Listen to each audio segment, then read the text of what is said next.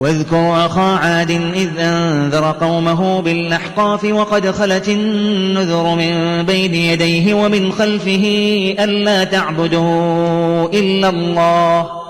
إني أخاف عليكم عذاب يوم عظيم أنت نبي محمد هوي የነብዩ አድ ወንድም ነብዩ ሁድ በአህቃፍ ማለትም በአሸዋ ክምር መሃል የሚኖሩ ህዝቦችን አላህን ብቻ እንዲገዙ ባስጠነቀቀ ጊዜ የተከሰተውን ለህዝቦች ሐውሳ ከነብዩ ሁድ ዘመን በፊትም ሆነ በኋላ አስጠንቃቂ ነቢያቶች አልፈዋል እያንዳንዳቸው ነቢያቶች የሚያስጠነቅቁትም ከአላህ በስተቀር ሌላን አታምልኩ እኔ የትልቁን የቂያማን ቀን ቅጣት እንዳይከሰትባችሁ እፈራለሁ በማለት ነበር قالوا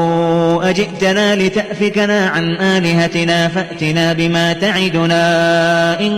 كنت من الصادقين የአድ ህዝቦችም ለነብያቸው ከአማልክቶቻችን ልትለያየን ነው እንደመጣህብን ከእውነተኞቹ ተናጋሪዎች ከሆንክ የተቀጠረብንን ቅጣት አምጣብን አሉ قال إنما العلم عند الله وأبلغكم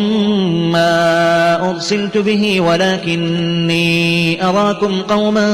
تجهلون ነብዩ ሁድም ላስተባበሉት ህዝቦቹ የምትቀጡበት የቀጠሮው ጊዜ ዕውቀቱ ያለው አላህ ዘንድ ሲሆን እኔ የአላህ መልእክተኛ ድርሻዬ የተላኩበትን መልእክት ወደናንተ ማድረስ ብቻ ነው ነገር ግን እኔ የማያችሁ ለቅጣት የምትጣደፉ አላዋቂ ህዝቦች ሆናችሁ ነው አለ فلما رأوه عارضا مستقبل أوديتهم قالوا هذا عارض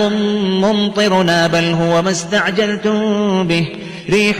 فيها عذاب أليم ነብዩ ሁድን ያስተባበሉ ህዝቦች ሰማይ ላይ ነጓጅ የደመና ክምር ሸለቆቻቸው ውስጥ ወዳለው እርሻቸው ተቅጣጭ ሆኖ ሲነጉድ በሚያዩበት ጊዜ ይህ ነጓጅ ደመና አዝናቢያችን ነው አሉ ነብዩ ሁድም ለካህዲያን ህዝቦቹ እንደገመታችሁት ይህ የሚጠቅማችሁ ዝናብ የያዘ ነጓጅ ደመና አይደለም እንዲያውም እርሱ ስትቻኮሉበት የነበረው መቅሰፍት የያዘ ንፋስ ሲሆን በውስጡ ማሳማሚ ቅጣት አለበት አለ